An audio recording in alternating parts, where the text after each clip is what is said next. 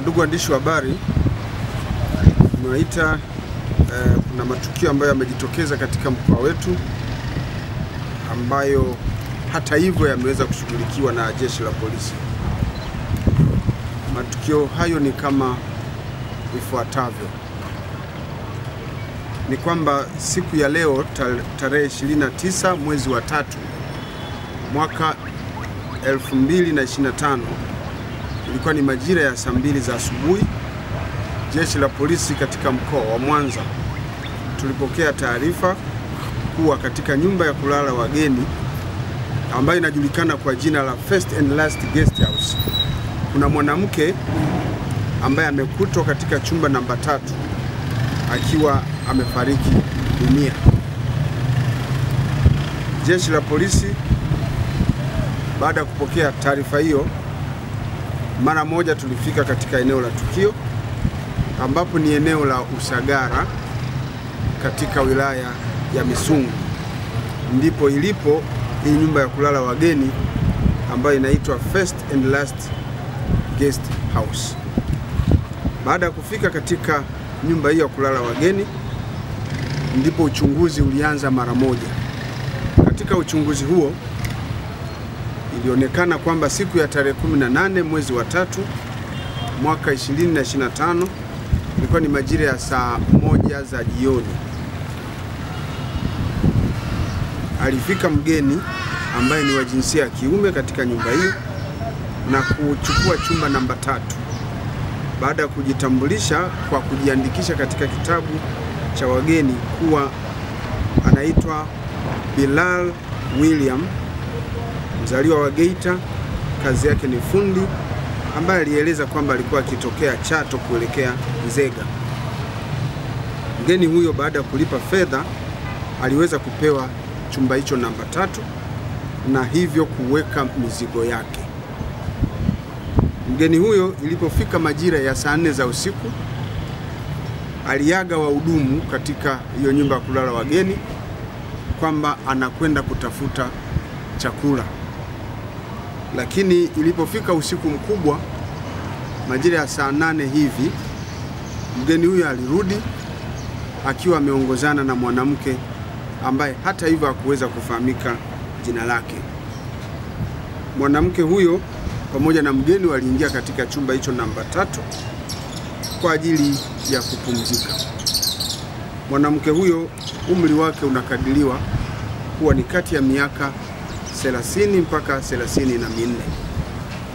Ilipofika majira ya saa 12 alfajiri siku ya leo, sasa wahudumu walianza kufanya usafi, na wakati wakifanya usafi walibaini kwamba katika chumba namba 3 alipolala yule mgeni jana, mlango ulikuwa umefungwa kwa nje, kwa maana komeo lilikuwa limefungiwa nje huku kukiwa kuna kufuli.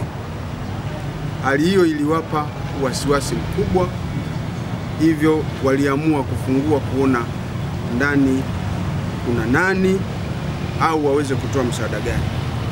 Lakini walipofungua katika chumba hicho walimkuta mwanamke huyu ambaye aliingia na huyo mgeni usiku wa jana akiwa amefariki dunia, huku akiwa amefungwa kitambaa usoni, na walipomwangalia katika shavu lake waliweza kuona alikuwa na majeraha yanayoonyesha ni kama vile mtu amekwaruzwa na kucha. Lakini baada ya kuona hali hiyo, wahudumu hao mara moja walitoa taarifa kwa jeshi la polisi, ambapo ndipo askari waliweza kufika na kufanya uchunguzi. Uchunguzi katika chumba hicho namba 3 kiliweza kufanyiwa ukaguzi wa hali ya juu na askari wetu wa jeshi la polisi, ambapo waliweza kubaini kwamba ni kweli binti huyo alikuwa amefariki dunia, lakini akiwa na majeraha ya kukwaruzwa na kucha sehemu za shavuni, huku akiwa amefungwa kitambaa usoni. Lakini pia waliweza kubaini kwamba mwanamke alikuwa uchi, mwili wake umekuta ukiwa uchi, hajavaa nguo. Lakini walivyoangalia pembeni, uchunguzi wetu umebaini kwamba kulikuwa na chipsi sahani 2, chakula maarufu kama chipsi sahani 2, lakini pembeni kwa kuna chupa ya pombe moja ambayo ni pombe kali aina ya Kevant, lakini kwa kuna chupa nyingine ya bia ambayo inaitwa Kesto Light. Baada ya kuona hali hiyo na kubaini kwamba binti huyo alikuwa tayari amekwisha poteza maisha, wameuchukua mwili huo jeshi la polisi na kuupeleka katika hospitali ya wilaya ya Misungwi kwa ajili ya uchunguzi zaidi. Binti huyo mpaka sasa hajaweza kufahamika, na huyo mwanamume aliyechukua kile chumba ametoweka. Jitihada za kumsaka mwanamume huyo zinaendelea, na jitihada za kuwajulisha watu mbalimbali waweze kufanya utambuzi kwa mwanamke huyo ambaye amekutwa amefariki pia zinafanyika. Jeshi la polisi kwa Mwanza, tunaomba wakazi wa eneo hilo la Usagara na maeneo mengine yaliyo jirani na Usagara kufika katika hospitali ya wilaya ya Misungwi kwa ajili ya kufanya utambuzi kama kuna mtu ambaye ana ndugu yake ambaye ni wa jinsia ya kike wa umri huo na ametoweka katika mazingira ya kutatanisha, wafike kwa ajili ya kufanya utambuzi.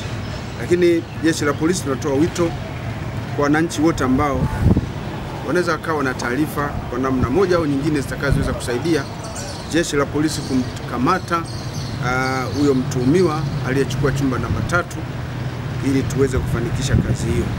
Uchunguzi kimsingi umeshaanza kwa kufanya ufuatiliaji wa kina kwa kutumia namba za simu alizoziacha hapo ambazo sitapenda kuzitaja kwa sasa, lakini kupitia na taarifa nyingine muhimu alizoziandika kwenye vitabu. Kwa hiyo uchunguzi wa kina unaendelea, lakini wananchi kama watakuwa na taarifa zozote wafike kwa jeshi la polisi katika mkoa wa Mwanza na kutupatia taarifa zitakazotusaidia zaidi. Mpaka sasa chanzo cha tukio hilo la mauaji hakijafahamika. Kwa hiyo na uchunguzi unaoendelea ni pamoja na kubaini hasa chanzo kilichopelekea mauaji hayo kutokea ni nini. Kwa hiyo uchunguzi unaendelea. Lakini katika tukio hilo pia tumewakamata watu wawili ambao wanaendelea kuhojiwa kuhusiana na tukio hilo. Watu hao waliokamatwa, wa kwanza anaitwa Teresia Amos Ndaki. Huyu ana miaka 36, kabila lake ni Msukuma na kazi yake ni manager kwenye nyumba ya kulala wageni. Lakini wa pili ni Neema Mlele Koyanga. Huyu ana miaka 44, ni Msukuma, kazi yake ni mhudumu kwenye nyumba ya kulala wageni. Hawa wanahojiwa.